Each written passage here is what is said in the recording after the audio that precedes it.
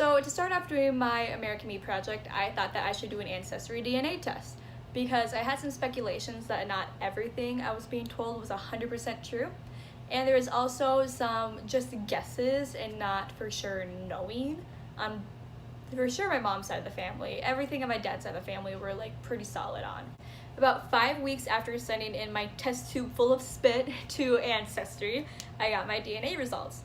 I found out that I am 41% British, 36% Scandinavian, and 14% Eastern European. Now, if you're doing the math in your head as we go along, you would see that there is 9% missing. Well, that 9% is in low confidence regions, so that means that it could possibly be the negative that I thought, or more Scandinavian could show up in it, but Iberian showed up in it also. So who knows exactly what that is? That just means that 9% of my DNA was too weak to pinpoint exactly where it's from. Underneath Scandinavia shows Eastern Norway. Ancestry was able to pinpoint a specific place that my ancestors are from, and that is Östlandet. The Östlandet region encapsulates Oslo. And yes, I did look up how to actually say it, because if you just type in Östlandet, it doesn't show up. It doesn't look like it'd be pronounced that way. When I click on Great Britain, I see when some of my ancestors moved from Great Britain to overseas.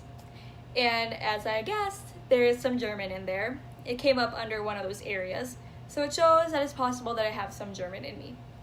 When I click through the years, it continues to show the immigration patterns from Europe to America, and it even shows the little bit of Eastern Norway from Östlandet when they moved outside of that little piece of land, which I think that is pretty cool, because how are you able to track from one tiny area of a country to another? Now I'm going to move into my family interviews, and as I go along, I'll give you some background information on everybody, so you're not like, whoa, what's this question? I will be starting with my mom's side of the family, and I will start with her dad. Her dad, Roger Hall, grew up in Charles City, Iowa, and moved to New Ulm after he got divorced from my grandma.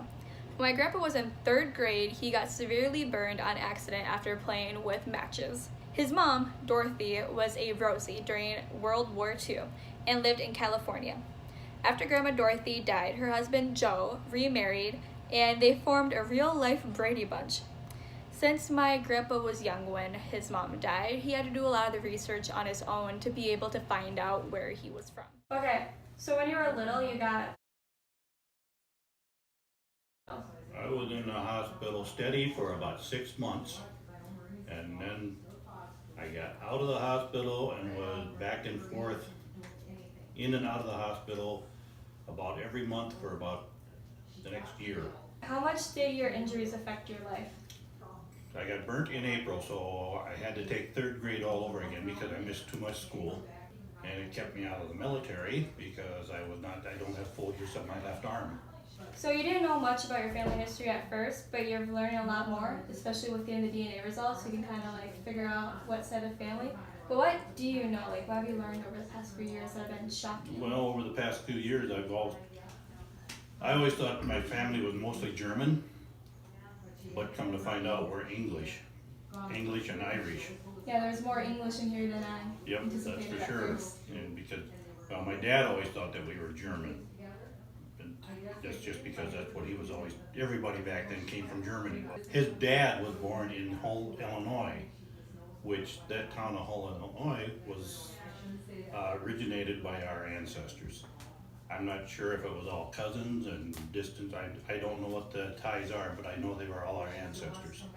My grandmother's side on my dad's family, her mother immigrated from Germany, but her parents actually, one of her great-great-great-grandfathers, I think it was, came to the United States on the Mayflower in 1620.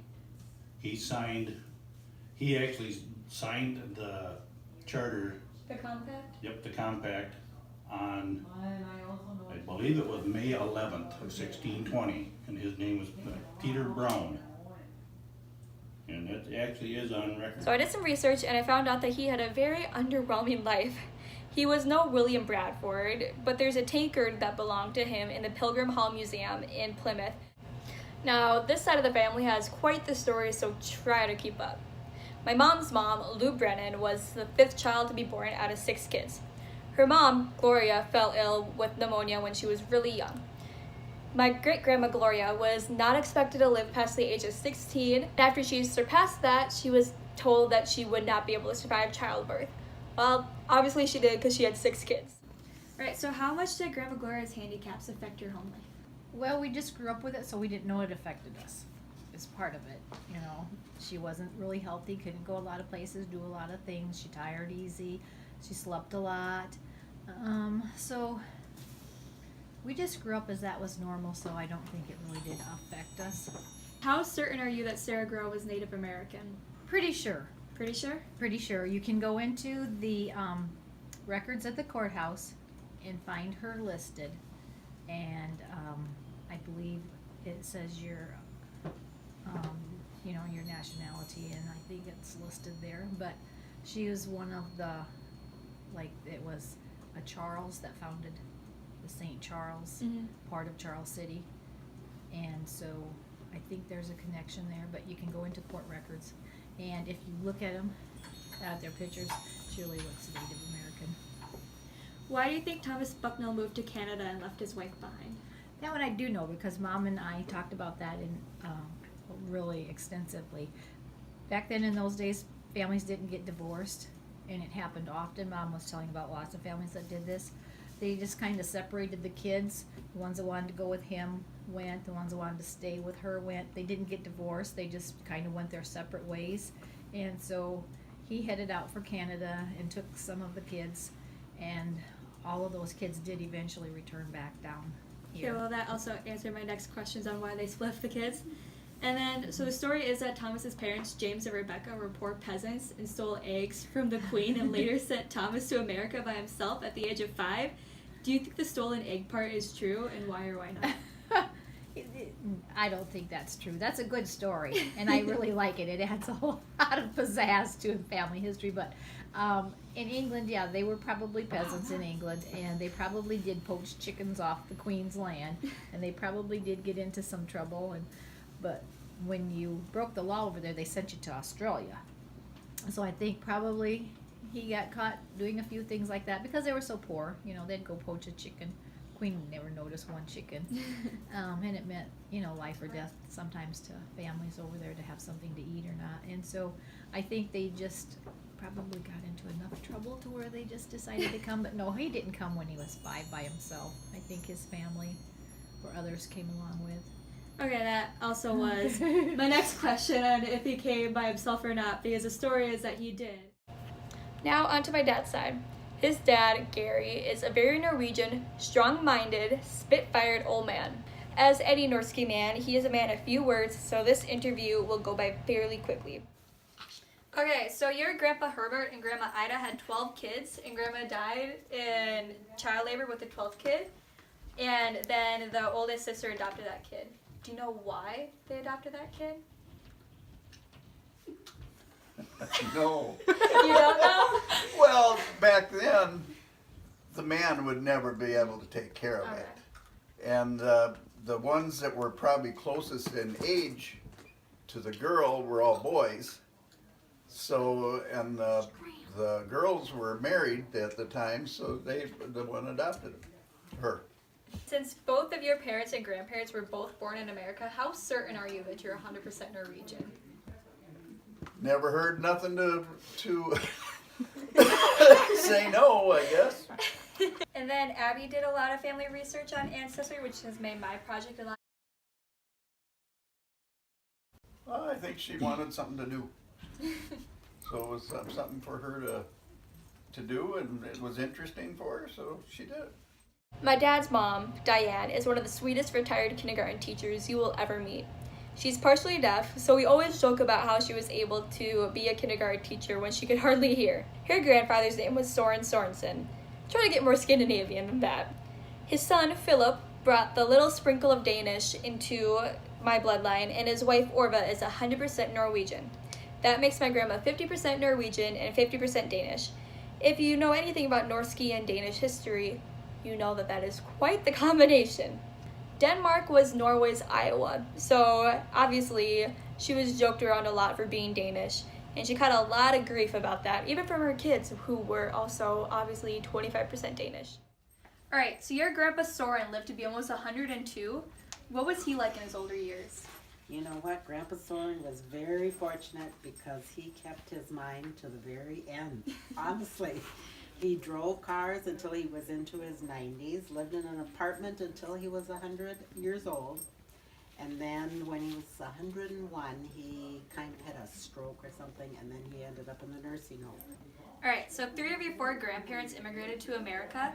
Yes. Did the Norwegian and Danish culture affect your life growing up for like certain foods? Absolutely.